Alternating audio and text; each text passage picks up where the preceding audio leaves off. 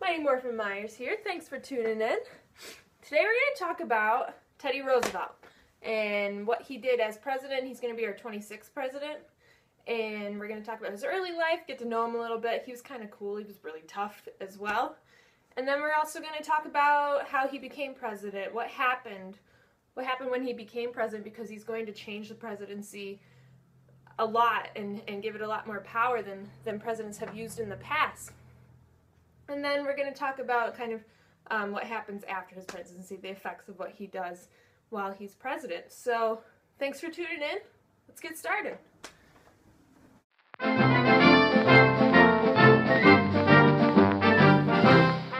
Alright, so Teddy was born and grew up in New York City, and his family was really, really ridiculously rich and a very wealthy family in New York City. So he's going to grow up there, and when he's younger, he's going to kind of suffer from really bad asthma, and as a result be really kind of sickly and weak.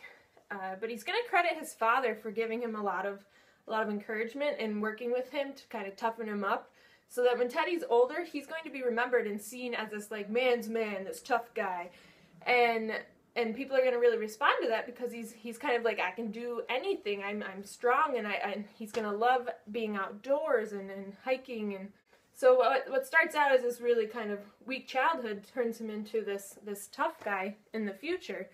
And after he graduates from high school, he goes on and he goes to Harvard. And he graduates from Harvard and he goes to Columbia University to law school. But he doesn't finish that. Instead, he kind of heads back home to New York City, and he gets elected to the New York State Assembly. And that's kind of his first move politically. He's kind of an initial move right there. So he goes from the State Assembly. He also serves as the captain of the National Guard, and he's going to also work as the commissioner to the New York City Police Department. And then he's finally going to become the assistant secretary to the Navy, which is like a huge deal for Teddy because he loves the Navy and he really has always wanted the United States Navy to kind of grow and get stronger. So as assistant secretary of the Navy, I mean, that's second in line. And the actual secretary of the Navy is not really that effective at this time. So Teddy's really going to take control. However, the Spanish-American War breaks out. If we remember the Maine. The sinking of the Maine and the start of the Spanish-American War, Teddy's going to kind of take a step aside and creates this own like volunteer cavalry called the Rough Riders. And the Rough Riders are going to be very well known, and Teddy's going to get some fame out of this, and people are going to start seeing him as a leader.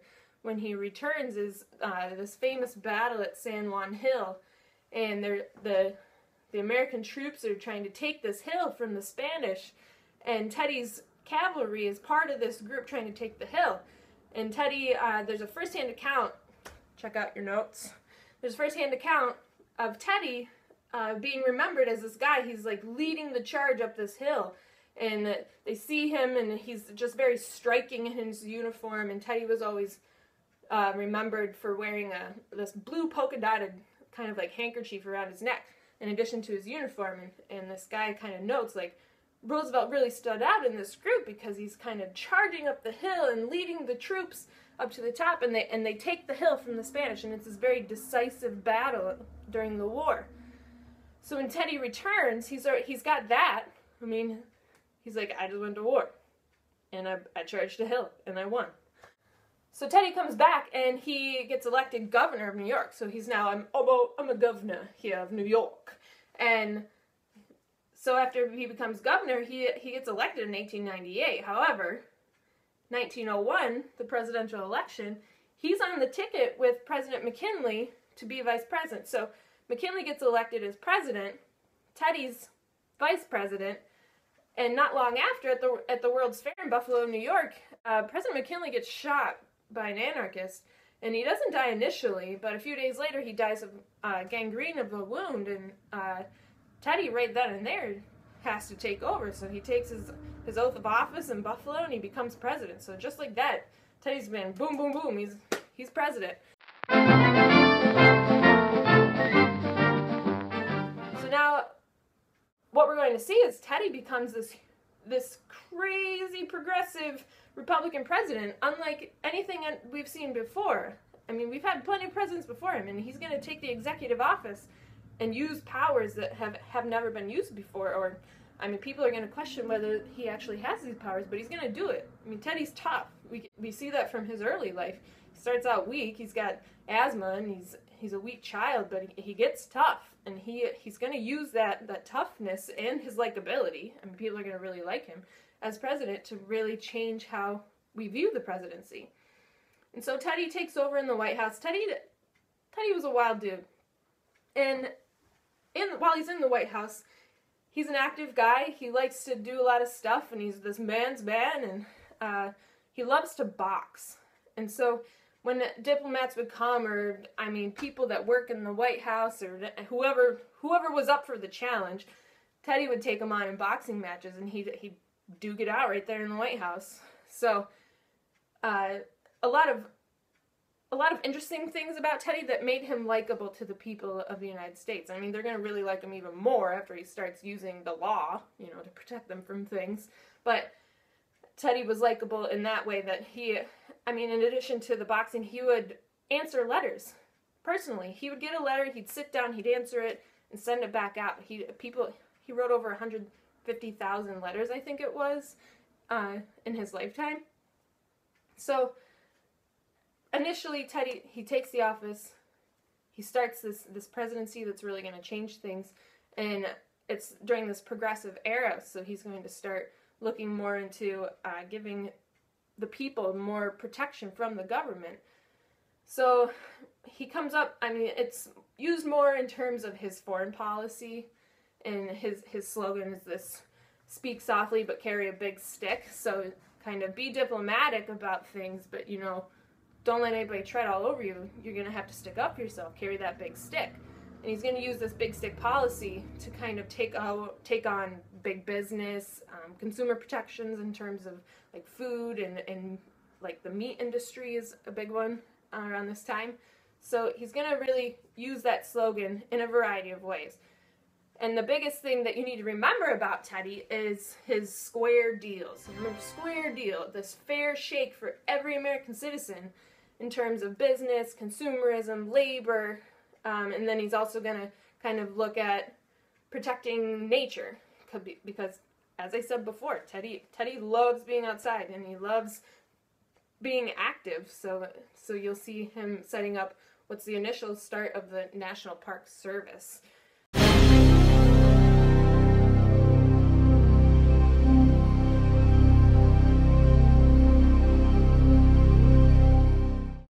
Alright, so Teddy's square deal, what you're gonna see with the square deal is, what you need to remember from it also is that it's going to expand the powers of the presidency. Like I said before, he's going to say from his place, I mean, he's going to call it his bully pulpit, and it's not like bully as in like, oh, I'm going to get you, you're dead, bike wrecks after school, man.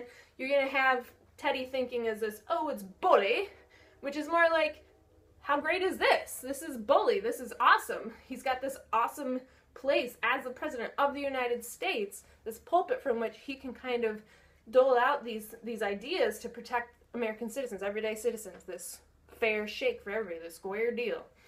So the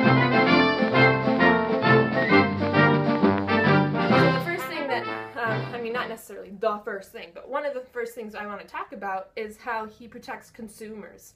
And so you have the industrialization of the United States. You have all these new products coming and going, and you have this, one of the big ones is the meat industry. The meat packing industry was disgusting, and you'll see that when we talk about Upton Sinclair's The Jungle. It was really gross, the things that people were being served, and without any regulation from the government, because before this, if you remember, this was the government's stance in terms of the economy and capitalism, letting businesses just do whatever they want, laissez-faire. Hands off, dude. So Teddy's going to kind of say, well, actually, this is gross. So we're going to fix this and kind of set up ways to monitor not only the meatpacking industry, but other industries as well. But, I mean, the focus is on meatpacking industry. What he does is through the law, he kind of sets up ways of checking in. So the things they have to hit before they can serve these products to the people. You have to set up, I mean, it's probably early settings of like health inspections. You kind of have to make sure, is meat being, I mean, kept at temperatures that are not going to grow bacteria. So keeping it in the cooler, you know, like not letting meat sit out all day and serving people, or even selling meat that has like maggots growing in it. I mean, you saw these things, or even in the meatpacking industry, you had to make sure it was clean before you could process that meat. So that's, in the meatpacking industry, you'll see the Pure Food and Drug Act.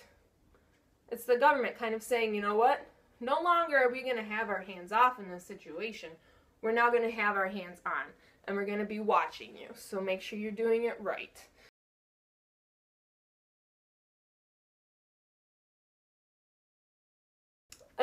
Another aspect of protecting the consumers is through the railroad industry. And not only is he going to look at railroads in terms of big business, but also for consumers is the passing of the Hepburn Act. And the Hepburn Act, what it's going to do is use this Interstate Commerce Commission. It's what it's called. Interstate, not intrastate, inter. So it's between states. And that's a power in the Constitution saying that this is a federal power. So he's going to use that under the federal, or the Interstate Commerce Commission, to set up the Hepburn Act that's going to moderate and say, like, this is the max amount you can charge people for riding your railroad.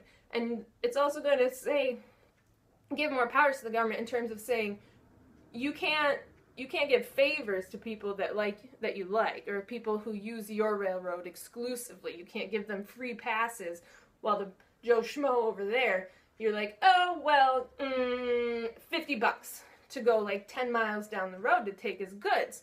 While another guy off to the side who's a good customer and he's always there for you, you're like, you're riding for free today, Joe. It wasn't fair to the people, so that what the Hepburn Act is going to say is, here's the max amount you can charge, and no more of those free passes. Everybody gets a fair shake. Square deal. So now, in terms of the square deal, we're also going to look at big business, and this is Teddy's like big deal.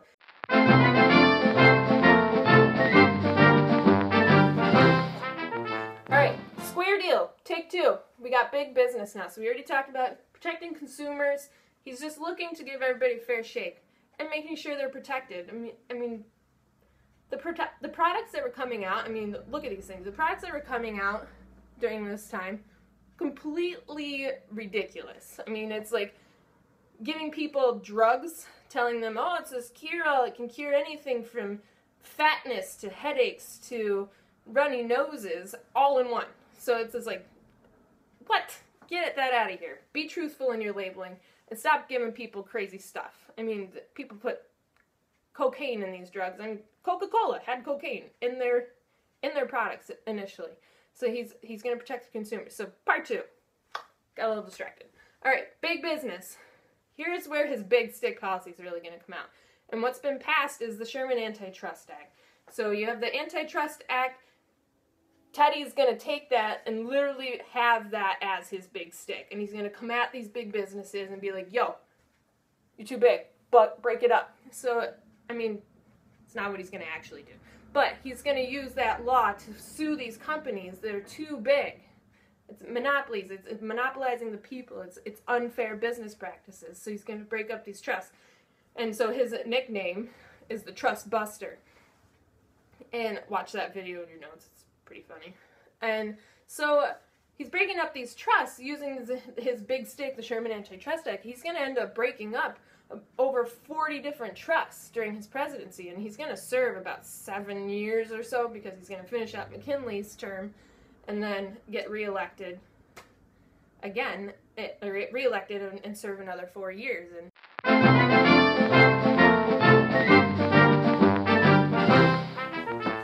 switching it up. All right, so part 3 of our square deal. So Teddy, as I said before, loved being outside. Teddy loves nature. So what he's going to see is kind of nature being treated like crap. I mean, people are moving west. They're mining the crap out of the west and ruining the land. And he's really the first president to kind of look to the future and think, what are we doing now that we're gonna regret in the future? I mean, that's how I see it.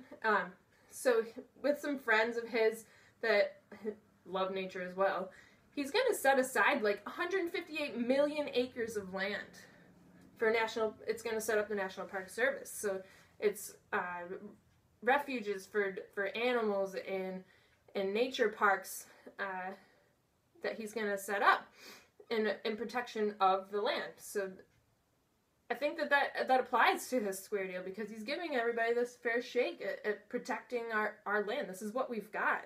I mean, we took all this land, and what are we going to do to it? We're going to protect it and make sure it's here for years to come.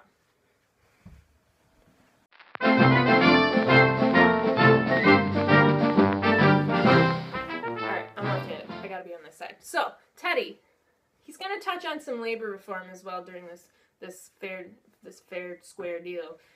And so, in terms of labor, the biggest example that you can remember that should be remembered is arbitration. So he's going to use this idea of arbitration. It's going to pop up first in a Pennsylvania miners' strike. So they're going to go on strike on a variety of issues pertaining to their labor and how they're treated.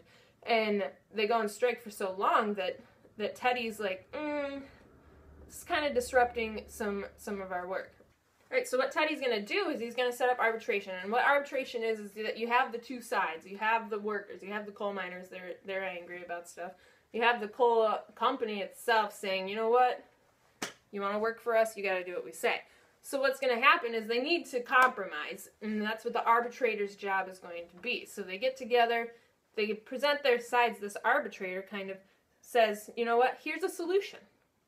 Here's where you can meet in the middle. Let's do it. And so that's what Teddy's going to do for labor.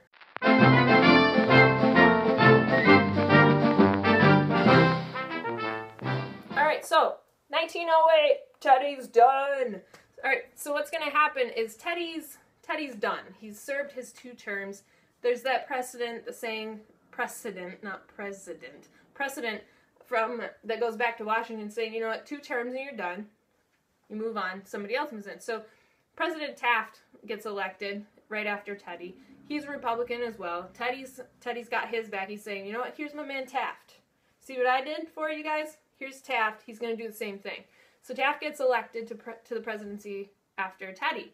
And Teddy kind of steps away from politics. I mean, later on he's just going to be like, I just want to hunt and go hiking and live in nature. So what happens is Taft becomes president. Teddy steps to the side. He's done. But we'll see Teddy again. I mean, it's short-lived. It doesn't happen as he wants it to. But Teddy comes back in 4 years. He's unimpressed. Taft didn't do what he wanted him to do. So he's going to say, you know what, I want to run again. I want to run for president again. And, I mean, this is unheard of for some people. They're like, a 3rd term? You can't have it. So he steps in and he doesn't get the Republican nomination for presidency. So he's like, well, I'm Teddy. I can do whatever I want, so I'm going to make my own party. So he makes what's going to be called the Bull Moose Party, and he runs on the third party ticket, and as we know, or as we will know, third parties never win, but they do serve a purpose. But regardless, Teddy's going to be remembered. We'll recap right here. Teddy is going to be remembered as being likable. He's got this like personality around him, this like aura that people just respond to. And I mean, he's got some cool stories to tell. And so he's remembered for that, but mostly he's remembered for his square deal and his trust busting and his big stick policy, and he's not to be messed around with, and his protection of consumers and protection of nature. So if you remember all those, I mean, you're all set with Teddy. You've got protection of consumers through the Hepburn Act on the railroads, and you've got the Meat Inspection Act and the Pure Food and Drug Act protecting consumers. You've got the Sherman Antitrust Act. I mean, that one right there, Antitrust Act, breaking up his big business, and then the National Park Service and his ideas of arbitration to solve labor disputes. So there's Teddy. Teddy's neat. Teddy's got a lot of stuff about him. But the the biggest thing to remember about Teddy is he expands the power of the presidency beyond what anybody had seen before. Alright, Mighty Morphin Myers, I'm out now. Hope you enjoyed our Teddy talk, a little talk about Teddy.